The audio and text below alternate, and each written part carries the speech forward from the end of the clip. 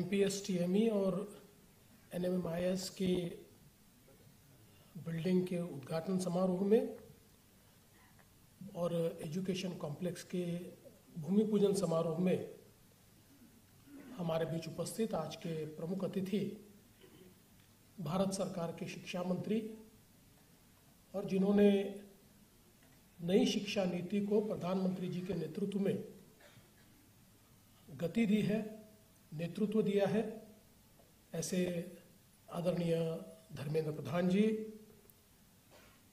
इस संस्था को जिन्होंने वटवृक्ष के रूप में विकसित किया, ऐसे आदरणीय अमरीश भाई पटेल, मेरे साथी अमित साटम जी, पराग अरोड़े जी, कृपाशंकर सिंह जी, श्री भूपेश पटेल जी, श्री चिंतन पटेल जी, श्री भारत संघवी जी, श्री रमेश भट्ट जी, श्री जयंत गांधी जी, यहाँ पर उपस्थित सभी शिक्षक, प्राध्यापक, सभी गणमान्य नागरिक और उपस्थित सभी विद्यार्थी बहनों और भाइयों, मुझे बहुत खुशी है कि आज हम लोग देश की एक बहुत ही जानी मानी संस्था, इस संस्था में आदरणीय देश के शिक्षा मंत्री जी के साथ 2 बिल्डिंग्स का उद्घाटन और एक नई बिल्डिंग के भूमि पूजन के लिए उपस्थित है। लेकिन जब भी मैं इस संस्था में कार्यक्रम के लिए आता हूं तो अमरीश भाई, मेरे मन में एक नया डर पैदा होता है, क्योंकि जब भी यहाँ का फोटो छपता है तो देश भर से कोई ना कोई फोन करके मेरी एडमिशन कर दो।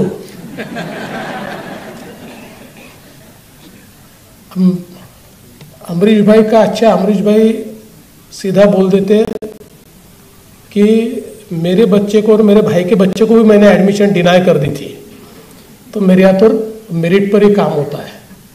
और लोगों को लगता है कि ये बड़े चीफ गेस्ट बनकर अमरीश भाई के यहाँ जाते और एक हमारे एडमिशन नहीं कर सकते। लेकिन मैं आपको बधाई देता हूँ कि आपने इस संस्था को विकसित करते समय किसी मूल्य के साथ कोई समझौता नहीं किया, इसलिए देश की सबसे अच्छी इंस्टीट्यूट ये बनी है।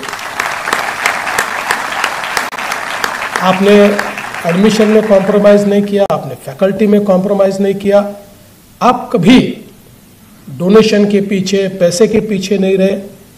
इसीलिए आज एक बहुत ही आला इस प्रकार की देश की संस्था के रूप में विकसित हुई है। और हमारे ध्यान में आया, पहले भी हम जानते थे लेकिन आज भी हमारे ध्यान में आया, जब आदरणीय शिक्षा मंत्री जी के साथ हम टूर कर रहे थे और संस्था के बारे में और अधिक चीजें जान रहे थे, तो ध्यान में आया कि कई क्षेत्र ऐसे जिसमें आप नंबर 1 पर है, आपका कोई सानी नहीं, आपका कोई कंपटीशन नहीं है। तो हमारे ध्यान में आया कि अब कुछ कंपटीशन तैयार करना पड़ेगा। अब देश में तो आपका कंपटीशन तैयार नहीं हो रहा है, इसलिए शिक्षा मंत्री जी ने और हमने आज 5 फॉरेन यूनिवर्सिटीज को यहां पर लाया है।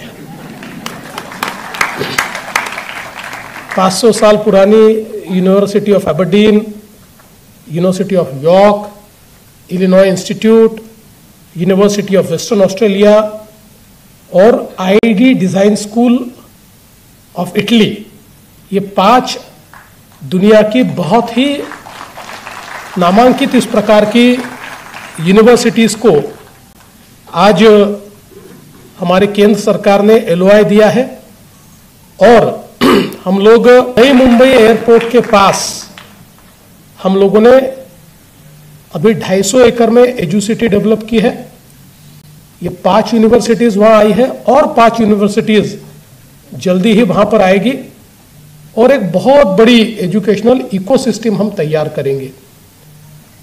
इसके 2-3 फायदे तो है ही कि वैश्विक ज्ञान हमको प्राप्त होगा, पर इसमें मुझे सबसे महत्व की बात ये दिखाई पड़ती है कि इसके कारण एक एक्सेसिबिलिटी और एफोर्डेबिलिटी भी तैयार हुई है।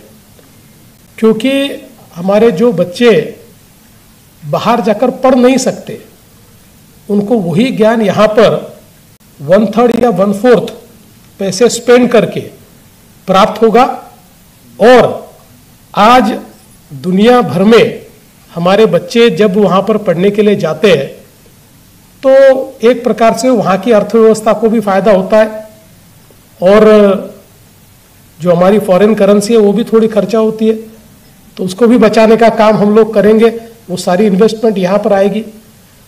लेकिन मुझे उसमें सबसे बड़ी संभावना जो दिखाई पड़ती है कि जब तक कंपटीशन नहीं होता तब तक विकास नहीं होता है। अगर हम शिखर अचीव कर ले तो उससे ऊपर जाएंगे कैसे? तो शिखर से ऊपर जाना है तो कोई कंपटीशन खड़ी करनी पड़ती है।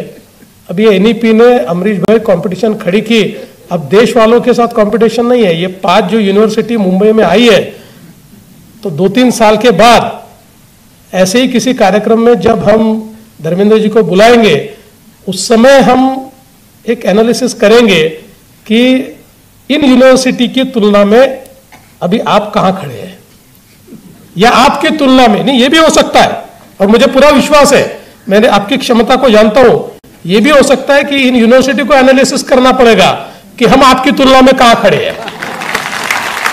अपेक्षा यही है कि उनको यह तुलना करनी पड़े। मैं ऐसा मानता हूं कि आज एनईपी ने जिस प्रकार से हमारे इंडियन इथोस को एक वैश्विक स्तर पर कायम करने का प्रयास किया है, हमारे फंडामेंटल्स इंडियन है और नॉलेज ग्लोबल है। क्योंकि हम लोग हमेशा ये कहते हैं कि ज्ञान जहां से आता है उसको लेना चाहिए, उसको ग्रहण करना चाहिए। और आज हम लोग जब दुनिया की 4थी सबसे बड़ी अर्थव्यवस्था बने हैं और शायद अगले 3 सालों में दुनिया की 3री सबसे बड़ी अर्थव्यवस्था बनेंगे, तो ये जो बड़ी अर्थव्यवस्था होती है इसके विकास के लिए सबसे ज्यादा आवश्यक होता है मानव संसाधन। देखिए, ये जो 21वीं सदी है, इस 21वीं सदी में जो हमारा कैपिटल है वो पैसा नहीं है, ह्यूमन कैपिटल ज्यादा इंपॉर्टेंट है। एक समय ऐसा होता था कि संसाधनों को देखकर वहां पर इंडस्ट्री जाती थी, अब संसाधनों को देखकर नहीं जाती। अब इंडस्ट्री मानती है कि संसाधन तो कहीं पर भी आएंगे, मानव संसाधन कहां है, वर्कफोर्स कहां है, ह्यूमन कैपिटल कहां है। जहां ह्यूमन कैपिटल है, जहां मानव संसाधन है, जहां वर्कफोर्स है और जहां इनोवेशन है, वहां पर बिजनेस जाता है, वहां इंडस्ट्री जाती है, वहां पैसा जाता है।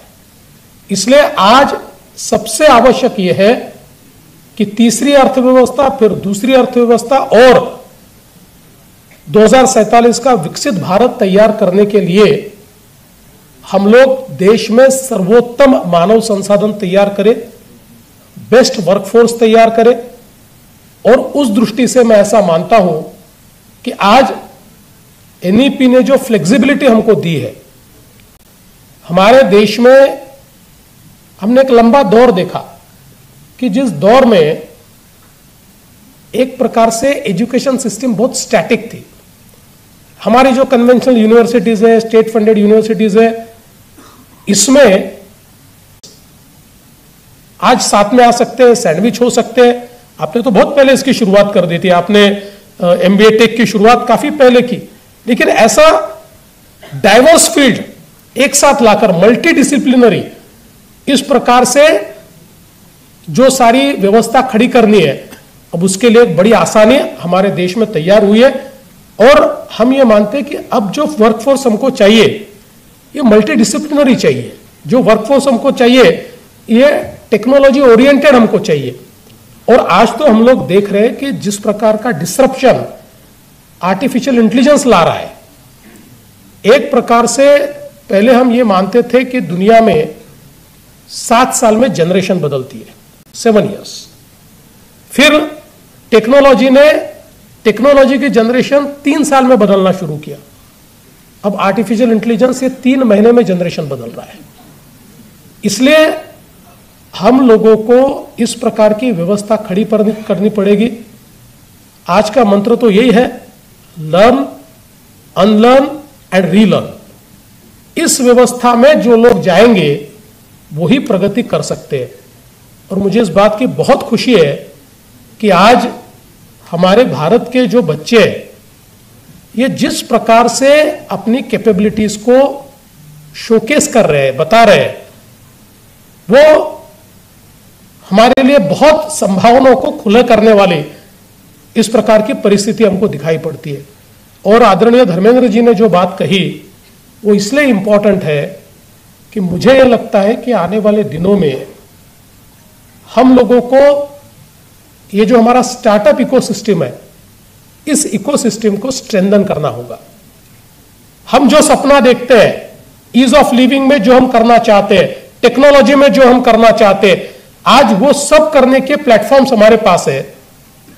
तो इसकी एक अच्छी इकोसिस्टम तैयार हो। और मुझे बहुत खुशी है कि जब आईटी का रिवॉल्यूशन आया और एक समय के बाद we lost on it, Mumbai infrastructure के लॉस के कारण आईटी का रिवॉल्यूशन थोड़ा लूज कर गई। और उसी समय ये रिवॉल्यूशन को बेंगलुरु ने और हैदराबाद ने कैप्चर किया, but we regained our position. और आज मुझे बताते हुए बहुत खुशी है कि now the startup capital of India is not Bengaluru, it is not Hyderabad, it is Maharashtra, it is Mumbai, it is Pune.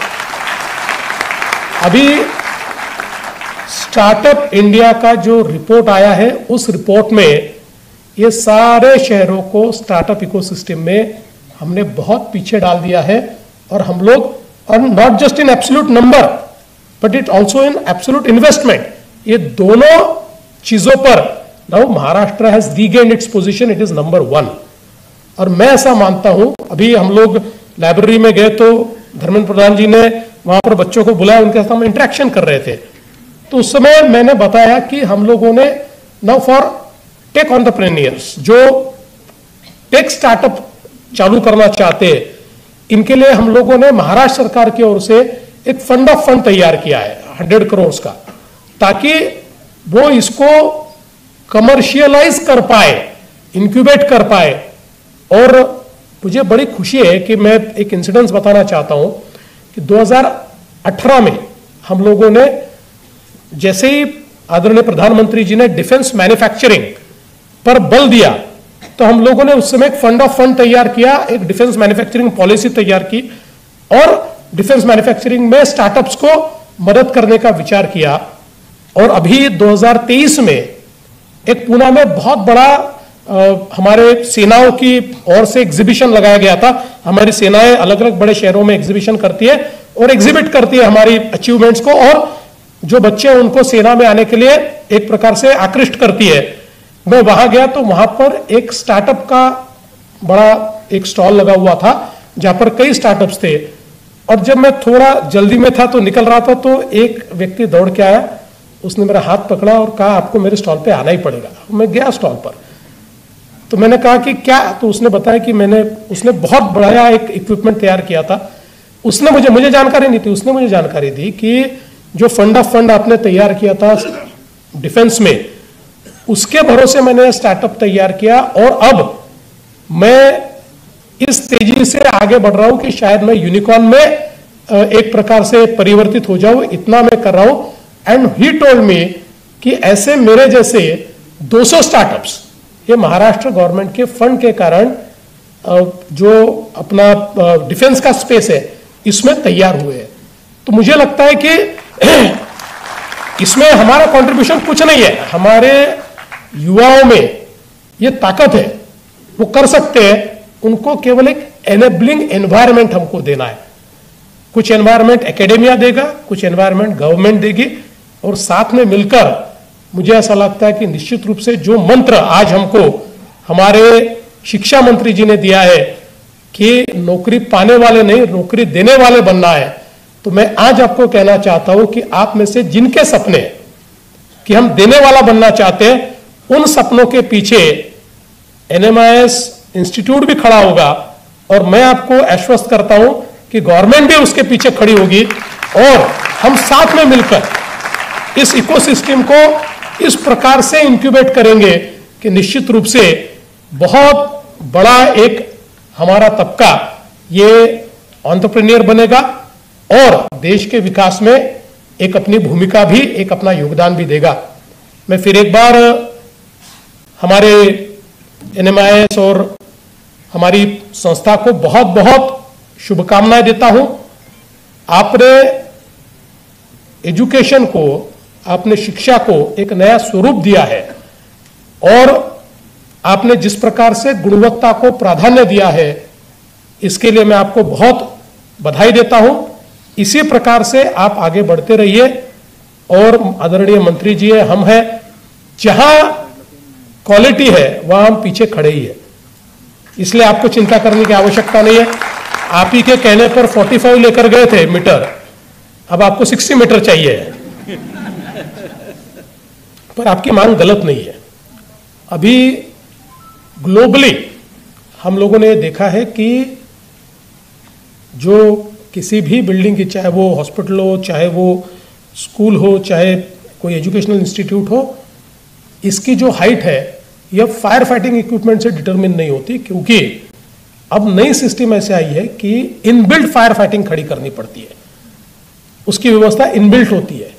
तो निश्चित रूप से मैं, आपने जो मांग की है उसके ऊपर एक एक्सपर्ट्स की कमेटी तुरंत तैयार करके अगले 2-3 महीनों में ये किस प्रकार से इसको हम कर सकते हैं उसका हम रिपोर्ट लेंगे और उसके ऊपर जरूर हम लोग प्रयास करेंगे कि 60 मीटर्स जो आपकी मांग है वहां तक, क्योंकि मुंबई जैसी जगह अगर ऊपर नहीं जाएंगे तो हम ज्यादा बच्चों को अकोमोडेट नहीं कर पाएंगे। और दूसरा, आपकी सबसे पॉपुलर डिमांड तो मेरे ध्यान में आ गई कि खेल का मैदान चाहिए। तो मैं, अमित साटम जी हमारे हैं, मैं उनको निवेदन करता हूं कि अमित जी आप जगह ढूंढिए, हम उनको देंगे, इनसे ही एक अच्छा स्टेडियम बनवाएंगे।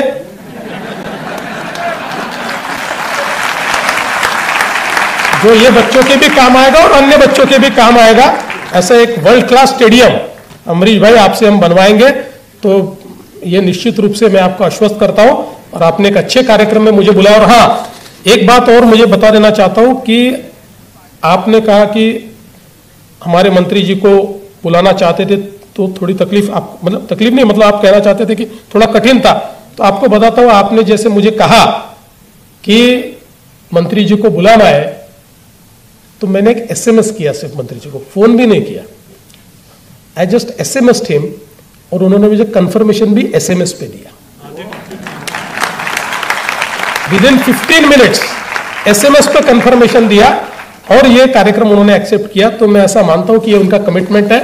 मैं उनका भी आभार व्यक्त करते हुए अपने शब्दों को विराम देता हूं। धन्यवाद। जय हिंद, जय महाराष्ट्र।